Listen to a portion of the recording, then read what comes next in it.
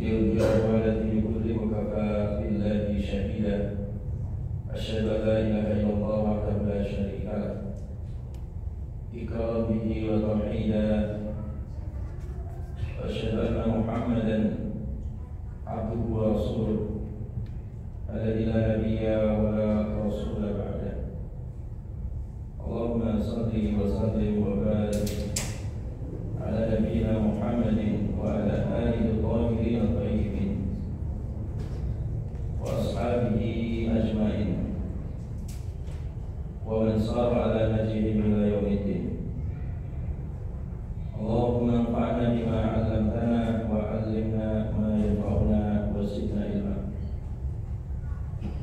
اللهم إنا نسألك علما نافعا ورزقا طيبا وعملا متقبلا. Baik jemaah sekalian yang diberkahi oleh Allah, kita hadir kembali di majelis Syama'il Rasul, majelis hadis yang secara khusus membahas tentang kepribadian dan juga karakteristik di dalam kehidupan Rasulullah SAW dalam segala aktivitas di sepanjang hayat beliau, sebagai contoh bagi umatnya, bagi kita semua dalam rangka internalisasi adab di dalam kehidupan. Mudah-mudahan dengan mengkaji Syama'il Rasulullah SAW kita kelak diakui sebagai umatnya dan masuk surga bersama Rasulullah SAW dan mengaktualisasikan dalam kehidupan nyata. Amin ya rabbal alamin. Baik jemaah sekalian yang diberkahi oleh Allah Subhanahu wa taala, akhlak yang berikutnya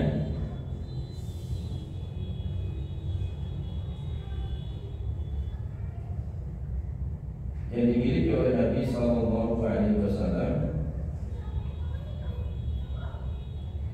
di sini disebutkan oleh musannif, la yuqassiru 'anil haqqi wa la yujawizu. La yuqassiru, Nabi tidak mengurangi 'anil haqqi dari kebenaran, wa la yujawizu dan tidak melampaui batasnya.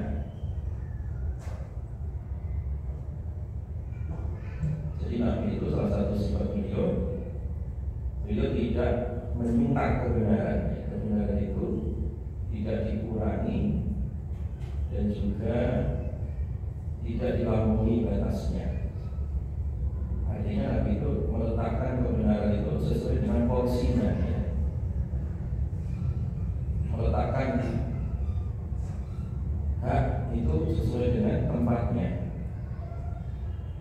Nah, kalau hak itu antar makhluk, ya, sesama manusia, maka orang-orang Nabi menempatkan kebenaran ini atau hak ini kepada yang berhak. Jadi Nabi itu tidak pernah mengurangi dan juga tidak pernah melampaui batasnya. Nabi bermuamalah dengan orang lain itu selalu menempatkan sesuai dengan tempatnya. Jadi meletakkan sesuatu dan memposisikan seseorang itu sesuai dengan apa? Posisinya. Kalau hak itu adalah berkaitan dengan Allah Subhanahu wa taala, maklum Allah juga sama. Nabi tidak mengurangi dan juga Nabi tidak menambah-nambah sehingga melampaui batasnya. Nah, ini disebut dengan sifat adil. Disebut sifat apa? Adil. Dan juga sifat hikmah, bijak, meletakkan sesuatu sesuai dengan apa? Tempatnya, ya. Dan menyampaikan hak kepada yang berhak, gitu. Pernah suatu ketika Nabi SAW ketika menjelang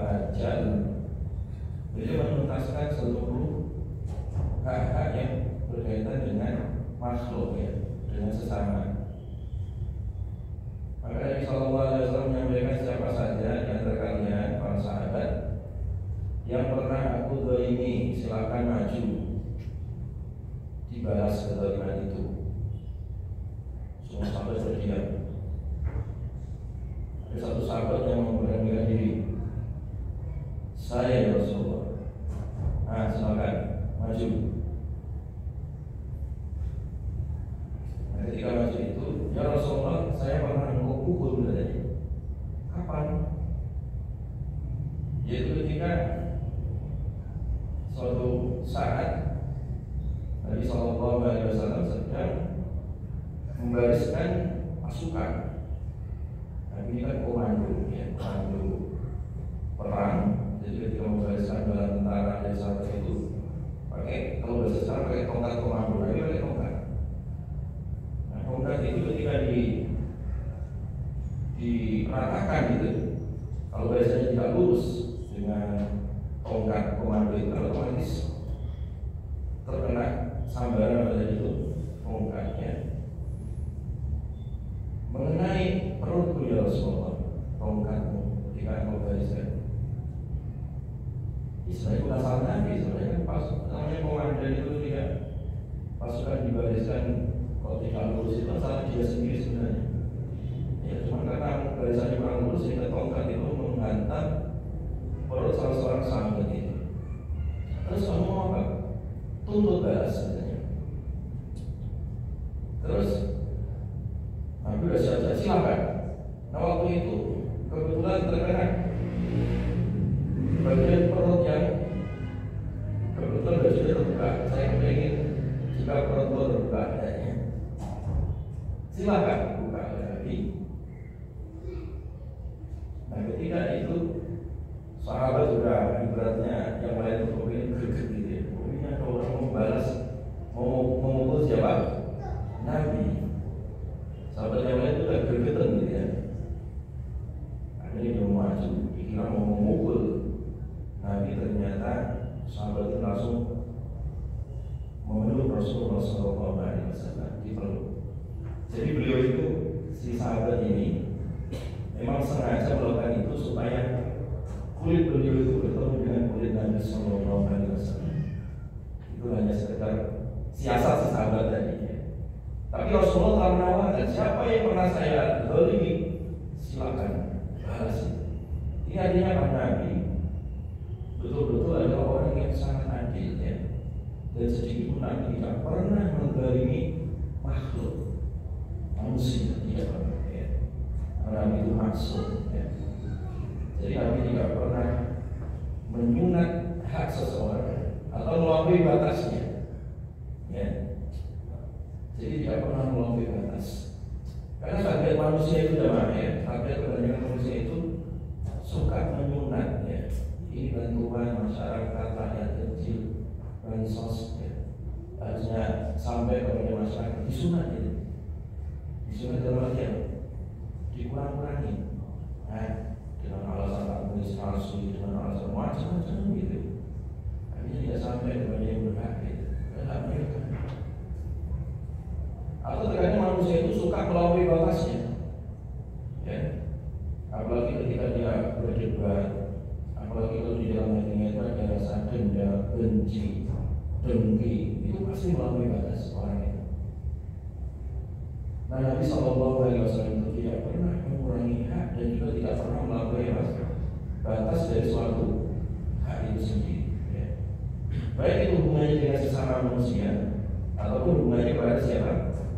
Allah Subhanahu wa Ta'ala. Ini yang disebut dengan tadi sifat apa? Sifat adil atau sifat muwazanah ya. Sifat adil atau sifat apa? Muwazanah ya. Nah itulah diabadikan dalam Al-Quran. Kalau sifat ibadur rahman, orang-orang penghuni dalam surga itu ya punya sifat muwazanah di sini ya.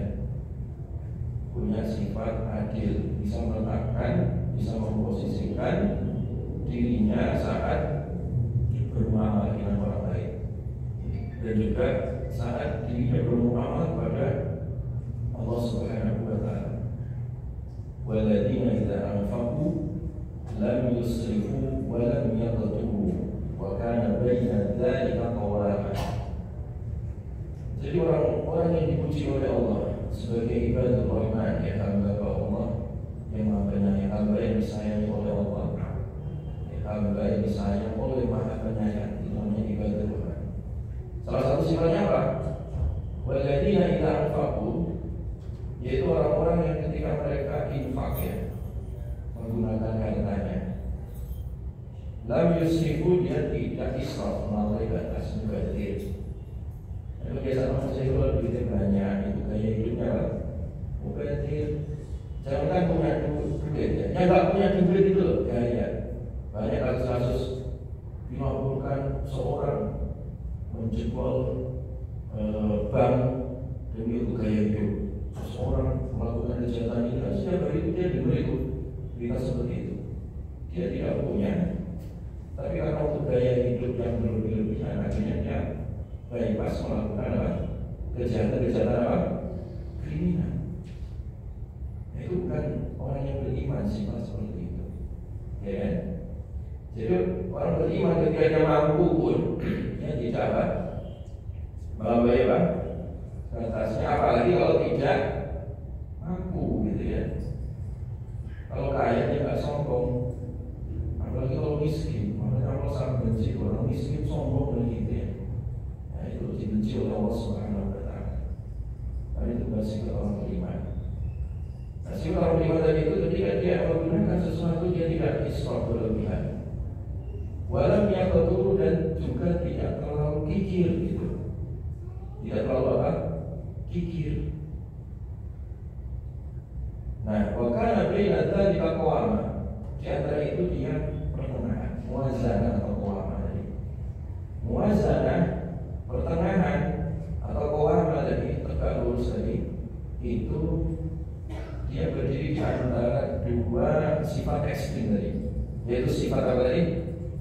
Melampaui batas, bergura-gura, berhamburan-hamburan, dan sifat apa terlalu kikir, medit, bakhil, gitu, pentil, gitu. Dia tidak seperti itu, ya. Dia qawama, lurus, muwazanah, berada di pertengahan, karena tadi meletakkan sesuatu pada tempatnya. Dan itu adalah sifat siapa? Bagi Rasulullah SAW. Nah, kemudian yang berikutnya, alladzina yalunahu minan nasi khiyaruhum. Alladzina, orang-orang yaluna, yang mengelilingi atau mengikuti kepada Nabi.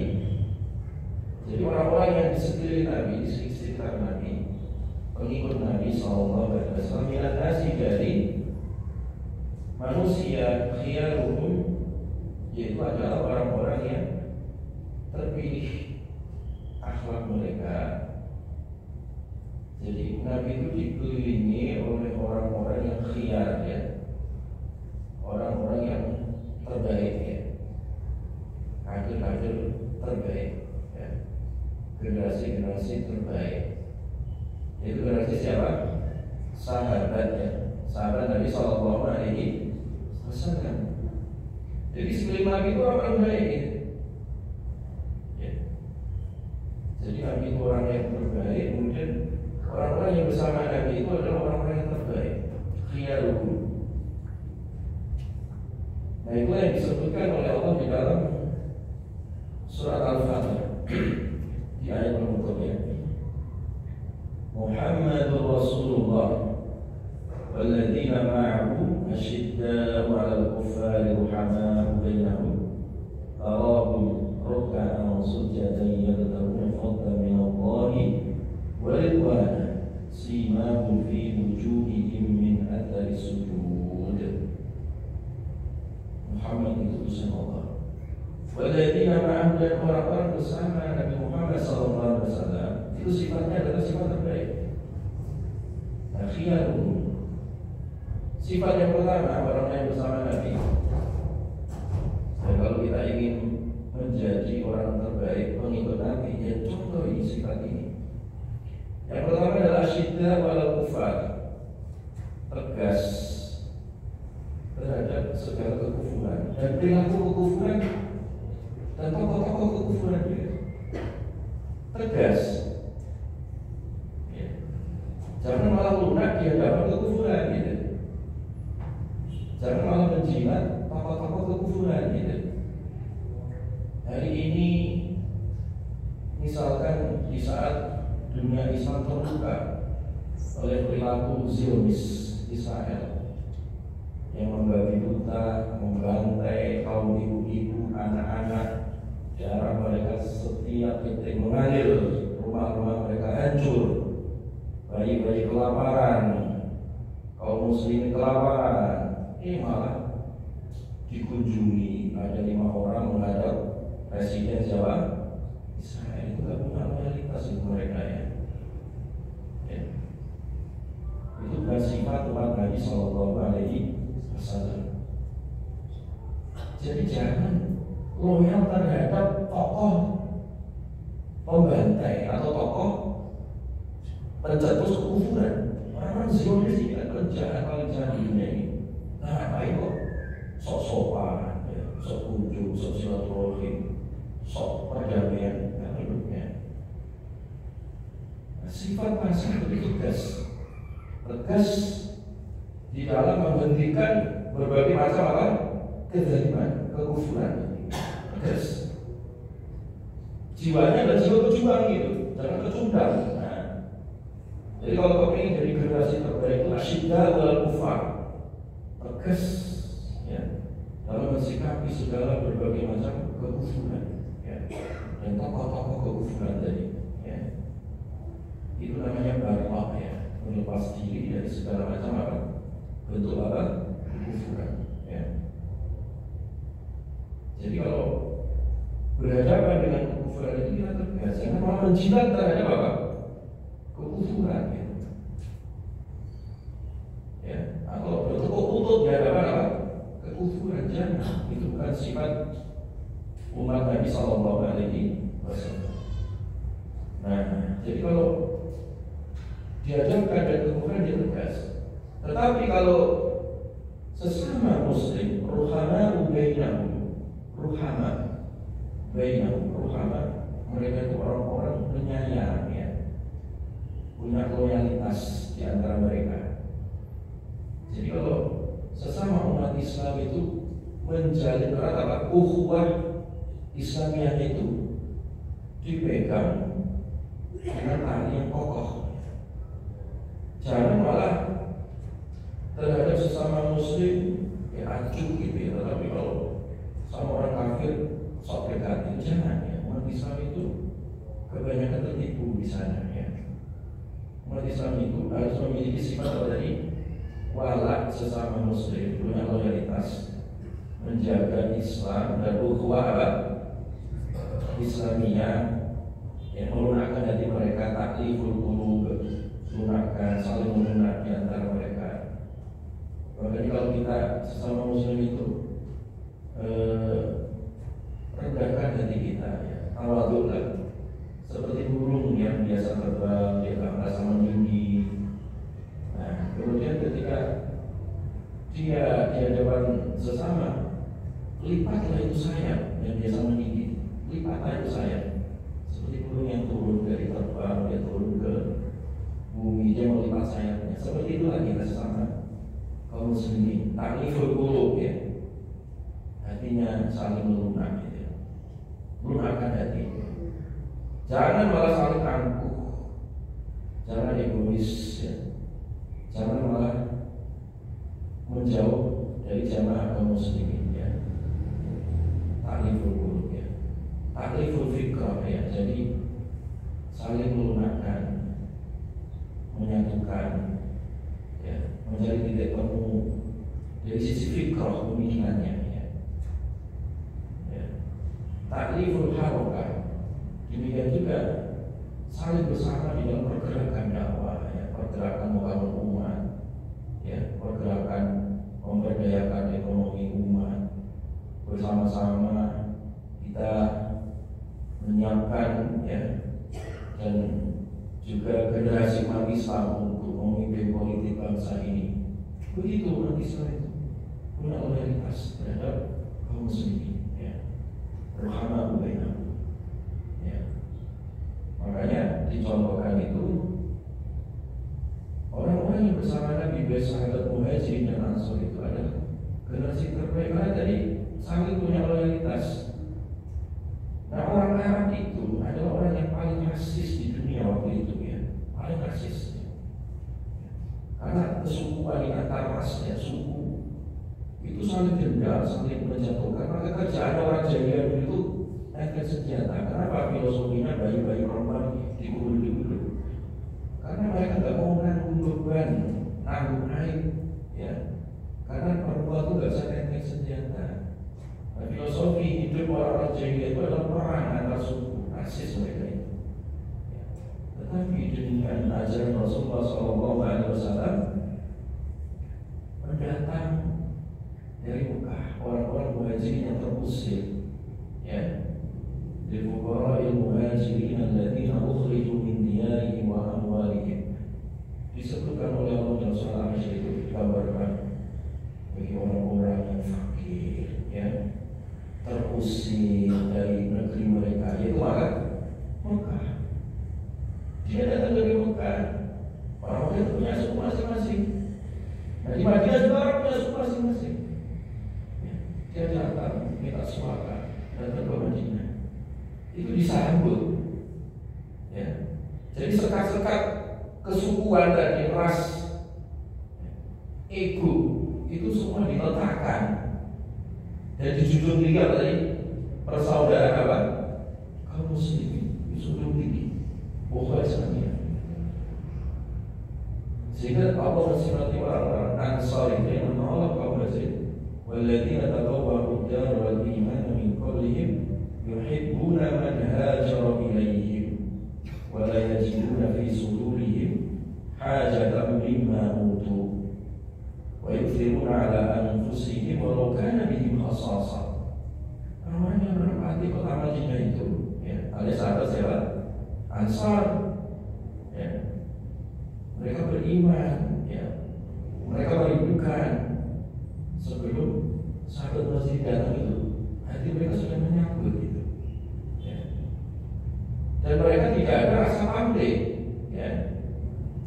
Karena ada loyalitas persaudaraan apa?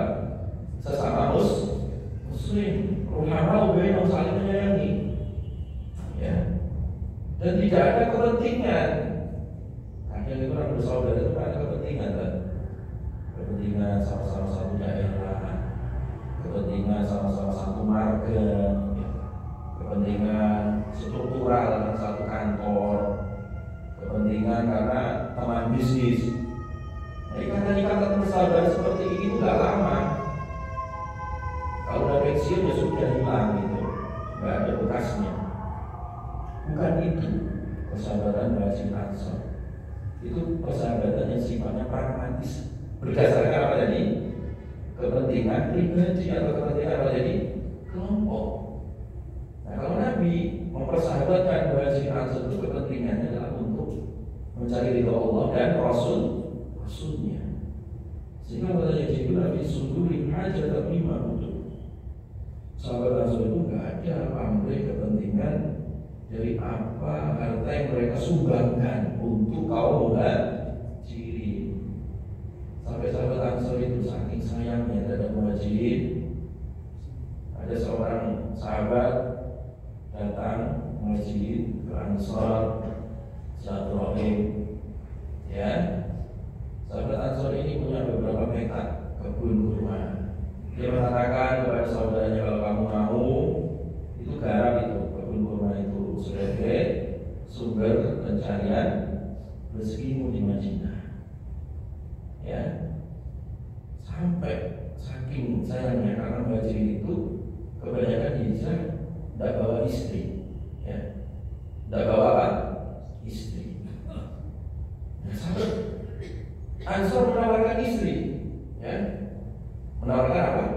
Istri, semua ditawarkan, istri ditawarkan, ya, dicarikan istri, dicarikan ekonominya, Demikian juga mentalitas sahabat Muhajirin bukan kita.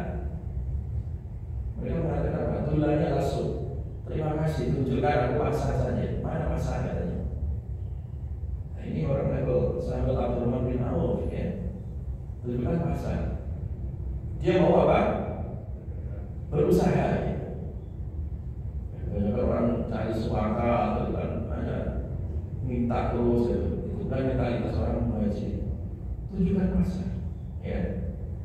Makanya banyak dari sahabat Muhajirin tidak lama menguasai pasar Madinah. Artinya mereka berkelian di dalam bidang ekonomi. Hidup ekonomi Madinah muncul ya. Pendidikan muncul, politik muncul, kebudayaan yang asalnya rasis berubah jadi Islami. Dulu Madinah namanya Yasrib diganti oleh Nabi. Kalau Yasrib itu hanya menunjukkan satu daerah, sumber daya alam. Memang Madinah itu subur dibanding Mekah. Yasrib itu namanya. Yasrib itu arti untuk satu daerah yang subur ya. Kemudian diganti oleh Nabi. Yang asalnya nama untuk satu daerah sumber daya alam diganti dengan Madinah.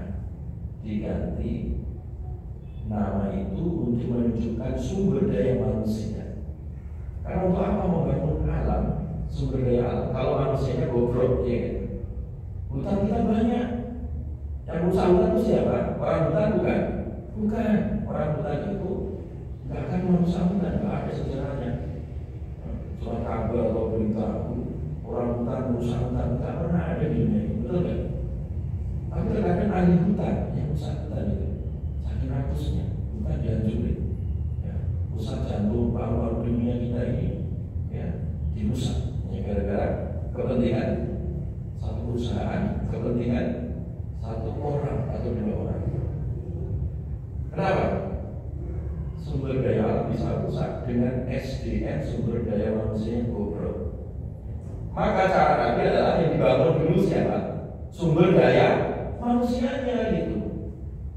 Walaupun Madinah waktu itu ya tidak punya bangunan sehingga bangunan ini tidak ada. Ya. Masjid Nabawi itu hanya sekedar sekat-sekat batasan pinggir saja.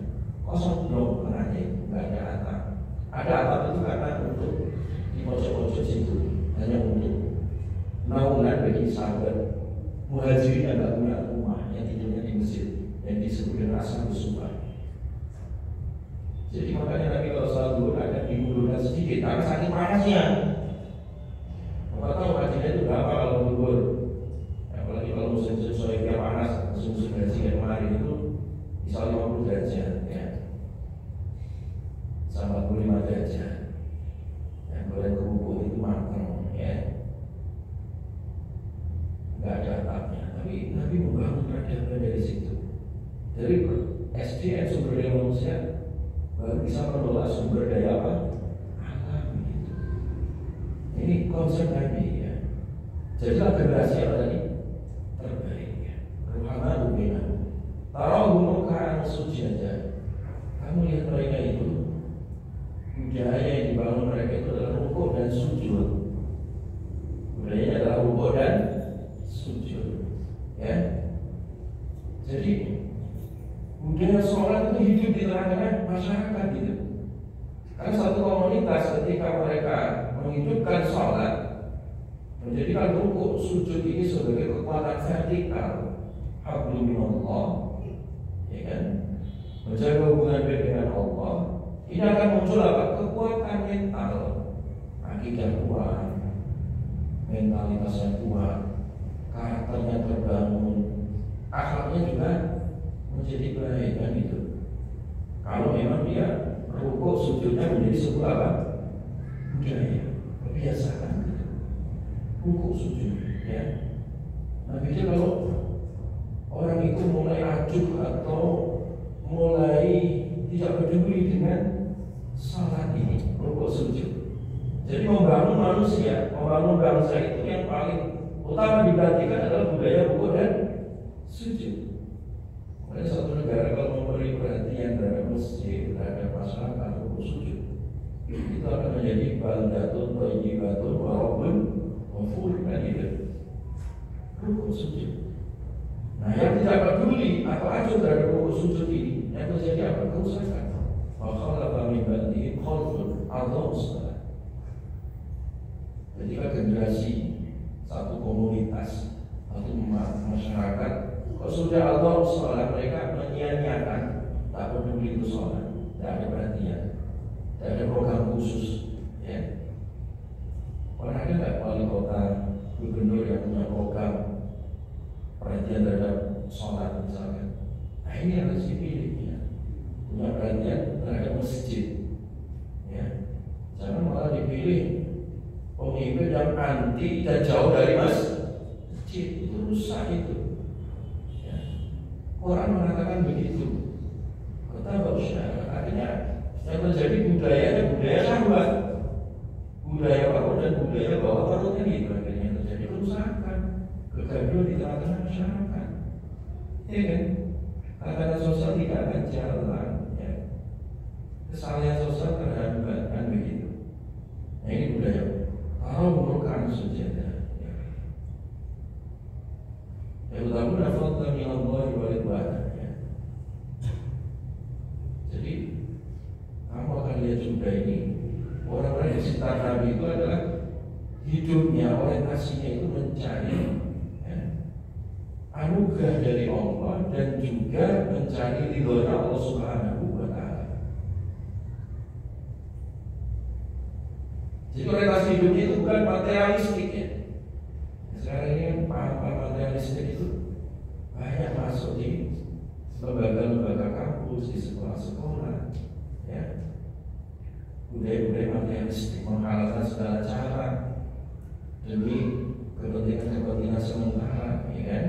Materialistik itu memisahkan agama dari ekonomi, memisahkan agama dari politik, memisahkan agama dari kehidupan. Materialistik itu yang dikejar hanya masalah urusan perut saja, kan? Nah, materialistik. Kalau orang tidak peduli lagi orientasi hidupnya, jadi hidupnya itu hidup untuk makan, bukan makan untuk hidup, ya. Hidupnya itu untuk hanya sekedar makan. Kalau orang hidupnya untuk makan itu apa bedanya dengan binatang? Makanya disebut manusia itu kadang punya jiwa binatang, ya. Mulai bakal an'am balhum awal, ya. Mereka itu seperti binatang ternak, bahkan terkadang lebih sesat daripada binatang ternak. Karena binatang ternak itu kalau berbuat kerusakan itu merusak dirinya sendiri. Tapi kalau manusia ini dampaknya sangat panjang dan sangat banyak sekali kerusakan dihasilkan oleh manusia, gitu, ya kan? Itu. Jadi orientasi sahabat Nabi, orang yang sekitar Nabi itu adalah mencari anugerah Allah dan mencari ridhonya siapa? Allah Subhanahu wa Ta'ala.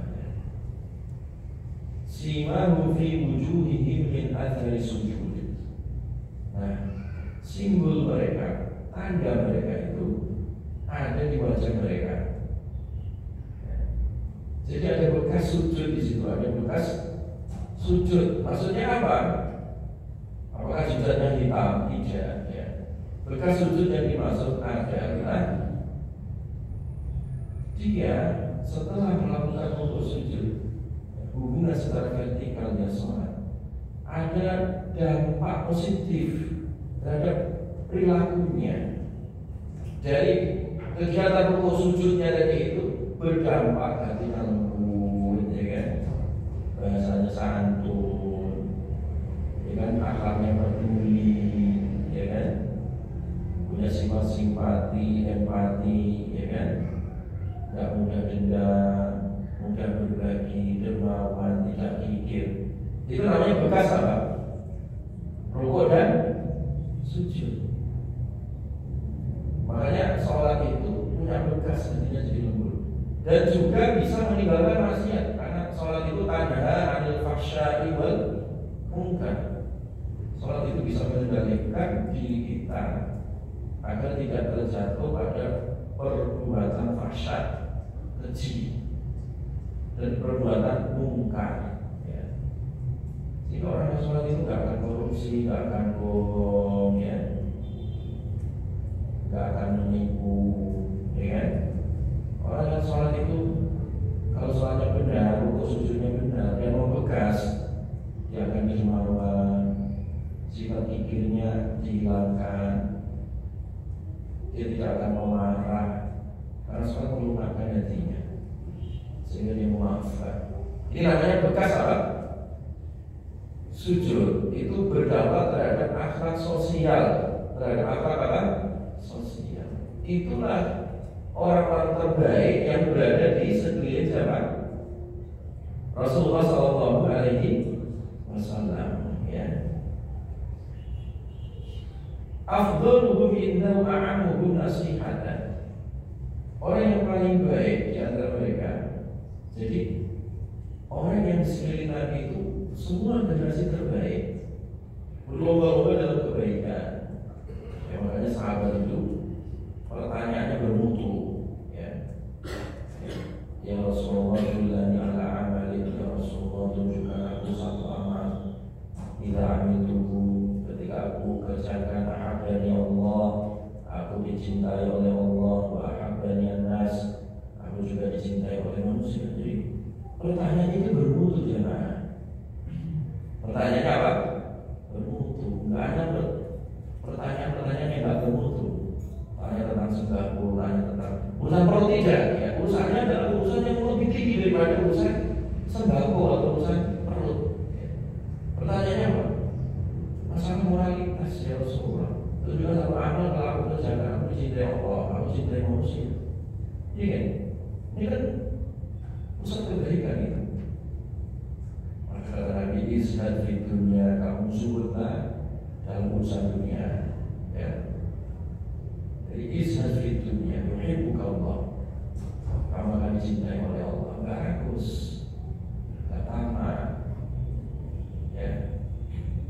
Jadi izhad di dunia, zuhud di dunia, maka Allah akan dicintai. Wazhad fi ma'iddan nas, dan kamu zuhudlah, jangan rakus terhadap rezeki orang. Rezeki kita ini jamaah sekalian tidak akan tertukar, dan rezeki orang itu tidak akan tertukar. Tidak usah rebutan, ya, tidak usah rakus terhadap rezeki orang. Orang sakit hati malah iri dan dendam, ya, kan begitu. Ini bukan kalau orang nggak rakus, nggak rusuh itu pasti dicintai manusia, ya. Dia itu nggak suka ikut campur urusan dunia orang kok. Ya, pantas orang lain itu suka sama dia, gitu, dicintai banyak orang. Itu kalau orang rakus itu pasti akan cari cara berbohong, menipu, korupsi, iya kan, mendolimi, banyak panjang itu turunan-turunan akal buruknya itu kalau orang rakus. Jangan rakus dari manusia, pasti manusia juga kan. Ini contoh ya, pertanyaan sahabat itu bermutu semua gitu.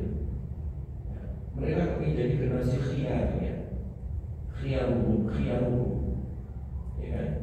Makanya Nabi pun menunjukkan, ya, cara-cara dan amal-amalan yang mendatangkan seseorang menjadi generasi terbaik, generasi khiyar. Ini orang yang bersama Nabi bisa kita contoh juga gitu, karena kita juga umat Nabi. Makanya saya kumpulkan dalam satu kitab, ya, hadis-hadis tentang khiyar hukum ini dalam satu kitab, ya. Saya kasih nama Al-Arba'un Al-Arbaniyah, ya. Ini dari Khairul Bariyah, ya, 40 hadis, ya, yang bicara tentang generasi terbaik, ya. Ini akan generasi terbaik. Itu sudah pernah kita kaji di sini dalam beberapa pertemuan. Bagi jamaah yang belum menyimak, itu ada di YouTube-nya, di YouTube, di media atau YouTube-nya Masjid As-Sofia. Simak itu ada 40 hadis tentang apa tadi? Generasi terbaik, ya, yang itu mensyarah daripada sifat Nabi dan juga sifat orang-orang di sekeliling apa? Nabi. Kalau saya sebutkan hari ini nanti sampai jam 4 subuh nggak akan selesai. Makanya jemaah lihat sendiri, itu sudah saya jelaskan tuntas itu, ya. Saya hanya mengulang sedikit saja dan menyampaikan poin-poinnya saja. Sifat-sifat generasi pilihan Dan orang pilihan itu nanti akan paling dekat dengan Nabi SAW. Yang paling dekat bukan yang paling kaya, bukan yang paling tinggi jabatannya, tapi orang yang paling terpilih akhirnya tadi. Maka Nabi afdalu inda wa anhu nasihatan, ya. Nah, jadi mereka tadi yang terbaik, ada yang terbaik lagi itu. Ada yang paling the best di situ, di sisi Nabi. Anhu nasihatan, ya. Jadi di antara mereka itu semua terbaik, ya. Sahabat itu terbaik. Radhiyallahu anhum, ya, mereka diridhai oleh Allah Subhanahu wa taala, semuanya sahabatnya. Cuman di atas sahabat itu ada tingkatan-tingkatan. Nah, yang terbaik, yang paling the best dari sahabat itu adalah mereka yang paling antusias, ya. Yang paling antusias di dalam masalah nasihat, ya. Di dalam masalah apa? Nasihat, ya. Inilah orang yang paling terpilih, ya. Dia yang paling utama dan paling pertama dalam masalah melaksanakan nasihatnya Allah dan Rasulnya. Orang yang sholat jamaah itu semua terbaik, betul nggak teman? Tapi yang terbaik siapa? Sok paling utama itu terbaik, ya. Jadi dari yang terbaik ada yang paling apa? Yang paling baik. Jemaah sekalian, waktu sholat maghrib ini panjang juga di kita. Dari maghrib dan sampai isya itu kurang lebih kalau di Indonesia itu dari jam 6 berapa sekian atau jam 6 kurang, nanti jam 7 nya sekitar 45 menit, 50 menit, ya. Kita selama masih antara waktu itu boleh kita sholat maghrib, tapi yang terbaik adalah yang sholat di awal waktu, di awal waktu. Makanya ketika ditanya salah satu amal yang terbaik itu apa? As-sholatu ala waktiha, sholat tepat waktunya. Baik, coba baru satu garis belum selesai ini. Jadi yang paling baik tadi orang yang paling responsif, orang yang paling apa? Responsif, ya, terhadap nasihatnya Allah dan Rasulnya, ya. Dia sedekah dengan sedekah yang terbaik, dengan sedekah yang terbaik. Kita sedekah baju yang paling baru terbaik. Boleh nggak sedekah dengan baju bekas? Boleh, tapi yang terbaru lebih baik itu. Makanya di antara umat ini tingkatan, ada yang tingkatan sabiqu bil khairat, yang responsif dalam kebaikan itu paling ringan. Ada yang muqtasid, ada yang biasa-biasa, ada yang zalimun li nafsi, ada yang malas-malasan, masih zalim-zaliman gitu. Yaitu semua umat Nabi sallallahu alaihi wasallam. Makanya surganya Allah itu bertingkat-tingkat, ada 8 tingkat. Itu tadi semua umat Nabi, cuman mau pilih mana, mau firdaus atau surga yang tingkatan paling rendah. Makanya kita diperintahkan, "Idza sa'altumul jannah fas'alul firdaus." Kalau kalian minta surga, jangan tanggung-tanggung, minta firdaus. Jangan pesimis, orang di susah, orang awam. Ya nggak apa-apa, supaya kita termotivasi untuk menjadi umat Nabi yang terbaik. Karena memang orang di sekeliling Nabi yang terbaik. Kita juga ingin jadi umat Nabi yang terbaik, ya. Wa aqamu kita manzilatan hasanahum wa sadaqahum azawatan. Yang terbaik di sisi Nabi, di antara mereka itu, yang paling baik di antara mereka di sisi Nabi itu, kedudukannya adalah yang paling baik akhlaknya, yang paling baik moralnya, ya, yang paling baik karakternya, ya. Itu orang paling dekat dengan Nabi Sallallahu Alaihi Wasallam, tanpa memandang apa tadi, suku, nasab, golongan. Nabi itu punya sahabat Zahir namanya. Zahir itu orang-orang yang bacanya buluk, ya, bacanya nggak ganteng, ya, bacanya itu nggak sedap lagi pandang, ya. Jadi nggak, wajahnya dan badannya itu kurang lah gitu dari sisi tampilan itu nggak meyakinkan. Tapi dicintai oleh Nabi Sallallahu Alaihi Wasallam. Kenapa? Karena akhlaknya Zahir. Salah satu itu kalau dia datang dari kampung ya jauh, dia orang Bali Jawa itu, ketika datang kepada Nabi SAW itu selalu membawa hadiah oleh-oleh dari Nabi. Dan Nabi pun membalas itu, tidak sudah terima kasih dibalas. Ketika saya mau pulang, Nabi memberikan sesuatu. Salah satu akal sederhana itu. Saking cintanya saya kepada Nabi itu, dia kalau datang ke rumah Nabi membawa apa? Oleh-oleh. Jadi oleh-oleh, ya, itu sunnah Nabi. Makanya bagus juga bisnis oleh-oleh, ya. Ya, itu tradisi Nabi dulu, ya. Oleh-oleh dibawakan. Itu untuk saling muasa, saling mencintai, saling menghargai, ya. Tahadu ta'alu, saling berhadiah kalian, maka kalian saling apa? Mencintai. Tapi kalau pelit orangnya ini susah dicintai orang pelit, ya. Mati aja jelas sendiri hubungan orang pelit itu, ya. Jadi oleh karena itu, inilah akhlak yang menjadi standar terbaik, dan itu dalam perspektif pandangan Rasulullah SAW. Mudah-mudahan kita menjadi umat Rasulullah, umat yang terbaik, umat yang paling dekat, ya, dengan Rasulullah SAW di surganya nanti. Amin Allahumma amin. Subhanallahumma bihamdika, asyhadu an la ilaha illa anta, astaghfiruka wa atubu ilaik. Assalamualaikum warahmatullahi wabarakatuh.